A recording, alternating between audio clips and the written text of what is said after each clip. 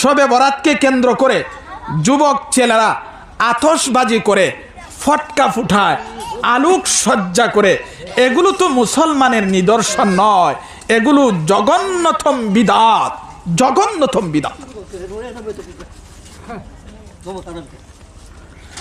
তাহলে শবে বরাতকে কেন্দ্র করে আমাদের সমাজে যতগুলো বিদআত রুসুম রেওয়াজ চালু আছে, এর মধ্যে আতশবাজি, ফটকা ফুটানো, আলোক সজ্জা, এগুলো হিন্দুয়ানি রুসুম,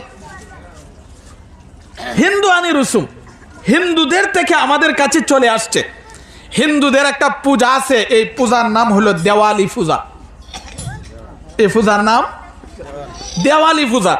দেওয়ালি পূজার অবিকল নকল এ পাক ভারত উপমহাদেশে হিন্দু এবং মুসলমান দীর্ঘদিন একসাথে বসবাস করার কারণে হিন্দুদের বহু কাজ মুসলমানের ভিতরে চলে আসছে, মুসলমানের বহু কাজ হিন্দুদের কাছে চলে যাচ্ছে।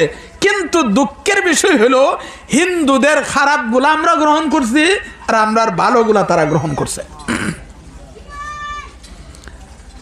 এই যে আতশবাজি, ফটকা ফুটানো, আলোক সজ্জা করা, এগুলো মূলত মুসলমানের নিদর্শন নয়, এগুলো হিন্দুয়ানি নিদর্শন। এগুলো থেকে আমাদের বেঁচে থাকতে হবে। ফতোয়ার কিতাবে পরিষ্কারভাবে উল্লেখ করা হয়েছে, আতশবাজি, ফটকা ফুটানো, আলোক সজ্জার মাধ্যমে অনেক ক্ষতি হওয়ার সম্ভাবনা আছে, অনেক সমস্যা আছে।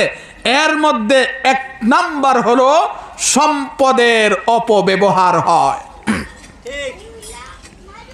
সম্পদের অপব্যবহার হয়। আর কেউ যদি সম্পদের অপব্যবহার করে আল্লাহর কাছে তার জবাব দিতে হবে। হাদিস শরীফে রাসূল করিম সাল্লাল্লাহু আলাইহি ওয়াসাল্লাম বলেন, হাসরের মাঠে প্রত্যেকটা মানুষ 50,000 বছর দাঁড়িয়ে থাকবে। হাসরের মাঠে প্রত্যেকটা মানুষকে 5টি প্রশ্ন করবে, 5টি প্রশ্নের জবাব না দেওয়া পর্যন্ত একটা মানুষও হাসরের মাঠ থেকে নড়াচড়া করার ক্ষমতা নাই। কি অবস্থায় দাঁড়িয়ে থাকবে? উলঙ্গ অবস্থায় দাঁড়িয়ে থাকবে। হযরত আয়েশা রাদিয়াল্লাহু তাআলা আনহা আমাদের নবীকে জিজ্ঞাসা করলেন, ওগো নবী, হাসরের মাঠে উলঙ্গ অবস্থায় দাঁড়িয়ে থাকবো, আমাদের কি লজ্জা শরম করবে না? নবীজি বলেন, আয়েশা, হাসরের মাঠে এমন এক ভয়ানক পরিস্থিতি হবে, মানুষ যে হাঁ করে উপরের দিকে তাকাবে, 50,000 বছরের ভিতরে মানুষ নিচের দিকে তাকানোর সাহস করবে না। এই কঠিন মুহূর্তে প্রত্যেকটা মানুষকে 5টি প্রশ্ন করা হবে। 1 নাম্বার, তোমাকে যে আমি হায়াত দিয়েছিলাম, জীবন দিয়েছিলাম, এই হায়াত কিভাবে ব্যয় করছো আজ হিসাব দাও। 2 নাম্বার, তোমার হায়াতের ভিতরে একটা যৌবন কাল ছিল, এই যৌবন কালটা কিভাবে কাটাইছো তার হিসাব দাও। 3 নাম্বার হলো, তুমি যে কোটি কোটি টাকার মালিক হয়েছিলে, তুমি কিভাবে টাকার মালিক হয়েছো তার হিসাব দাও। 4 নাম্বার হলো, এই টাকা পেয়ে হালাল পন্থায় খরচ করছো না হারাম পন্থায় খরচ করছো, আজ হাসরের মাঠে হিসাব দাও। 5 নাম্বার হলো, ওয়াজ মাহফিলে শুধু যাইতা না কোরআন হাদিসের আলোচনা শুননা মানতাও, তার আজকে হিসাব দাও। এই 5 প্রশ্নের জবাব না দেওয়া পর্যন্ত একটা মানুষও হাসরের মাঠ থেকে নড়াচড়া করতে পারবে না। এর মধ্যে একটা প্রশ্ন থাকবে, সম্পদের হিসাব, হালাল পন্থায় খরচ করছেন না হারাম পন্থায় খরচ করছেন। সুতরাং আতশবাজি, ফটকা ফুটানো, আলোক সজ্জার মাধ্যমে যারা সম্পদের অপব্যবহার করবে, হাসরের মাঠে আল্লাহর কাছে তাদের জবাবদিহি করতে হবে। 2 নাম্বার হলো, আতশবাজি, ফটকা ফুটানো, আলোক সজ্জার মাধ্যমে সম্পদের অপচয় হয়। আর কোরআন হাদিসে বলা হয়েছে সম্পদের অপচয়কারী শয়তানের ভাই। 3 নাম্বার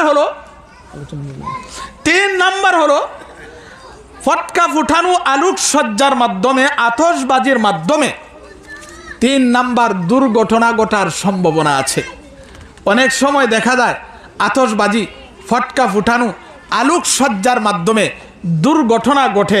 4 নাম্বার হলো অনেক মানুষ আছে সমাজে নিরিবিলি এবাদত বন্দিগি করে, আতশবাজি, ফটকা ফুটানো, আলোকসজ্জার মাধ্যমে তাদের এবাদতের মধ্যে ব্যাঘাত ঘটে। নিজেও এবাদত করলো না, আরেকজনের এবাদতের মধ্যে ব্যাঘাত ঘটাইলো, তাহলে সে নিজেও গুনাহগার হইল, আরেকজনের এবাদতের মধ্যে ব্যাঘাত ঘটাইলো। 5 নাম্বার হলো এলেম অর্জন করার অন্যতম মাধ্যম হলো কাগজ। কাগজের সাথে ভালো ব্যবহার হয় না, অসম্মানজনক ব্যবহার হয়। এই জন্যে শবে বরাতকে কেন্দ্র করে আতশবাজি, ফটকা ফুটানো, আলোকসজ্জা এটাও বেদাত, রুসুম রেওয়াজ, জঘন্যতম বেদাত। আমাদের সমাজের যুবক ছেলেরা বিশেষ করে শবে বরাতকে কেন্দ্র করে যেন আমরা আতশবাজি, ফটকা ফুটানো, আলোকসজ্জা এগুলো না করি। আল্লাহ তাআলা আমাদেরকে তৌফিক দান করুন। আমিন।